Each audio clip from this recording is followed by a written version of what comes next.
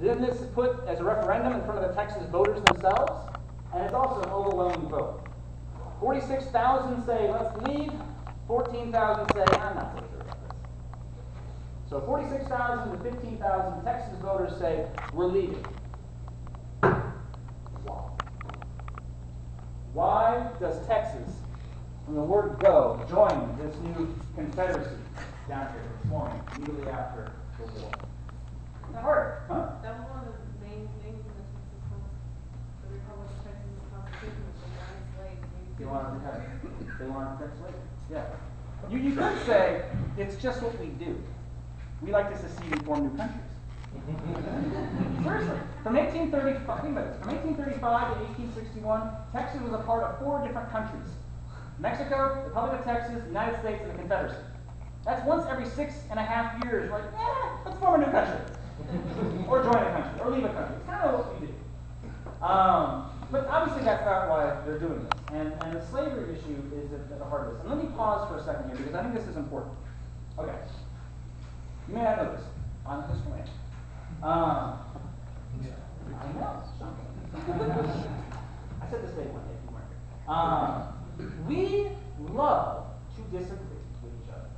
It's what we do. It's why I have a job. All right? There are more books written about the Civil War than anything. Why? Because we will argue with each other about every ridiculous detail you can imagine. Someone's going to write the 87th book on the 3rd day of Gettysburg. And someone, like me, is going to read that and go, oh, I disagree slightly. I'm going to write a book, and in 5 years when that's published, you are going to be embarrassed. So there is nothing we don't disagree about. There just isn't. Except this. Historians across the board, and there are a few people, and I'm thinking like 5, okay? This is like 4 out of 5 dentists agree. Far more agree about this in historians than the dentist issue, okay? We all agree slavery was at the root of the Civil War and secession, okay? Why do we think that? Because the evidence is so insanely overwhelming, it's kind of ridiculous, okay? As a historian, as a scholar, I have a superstitious appreciation for what I like to call facts. And things you can verify. I like to read documents that are from the era and say, oh, they said it was about this. Okay? Nobody at the time was saying this is about states' rights. I don't care what your 8th grade history teacher told you. It's not states' rights. You name for me one state right that people are willing to fight and die for in 1861 that isn't slavery. If it's the tariff, I would love to have a long conversation with you and explain to you how that works. It just doesn't. It just doesn't. It is about slavery at its core. Why? Because that's what they were saying at the time. That's how they explained it. I'll give you my absolute favorite example. Okay, look at this guy. I know. He looks very scary. He is Alexander Stephens. He's the vice president of the Confederacy. The only person above him is Jefferson freaking Davis. All right, this guy is up there. He's from Georgia. He's at the core of this stuff. In March 1861, before the war has even fully begun, he makes a big speech. He's like, you know what?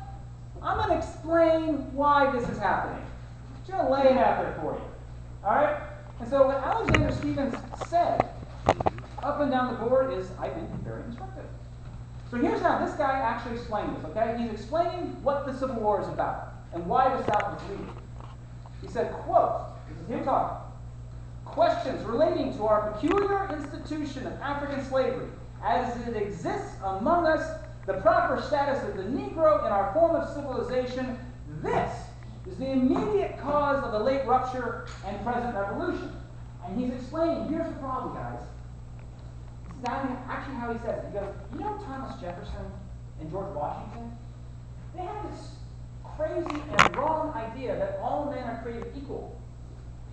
Because they're not. That's how he explained it. That's the problem. This whole all men are created equal thing is wrong. They got that completely wrong. And so he says it, I'm going back to quoting him.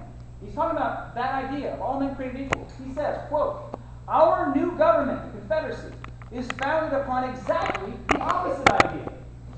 Its foundations are laid, its cornerstone rests upon the great truth that the Negro is not equal to the white man. that slavery, subordination to the superior race, is his natural and normal condition.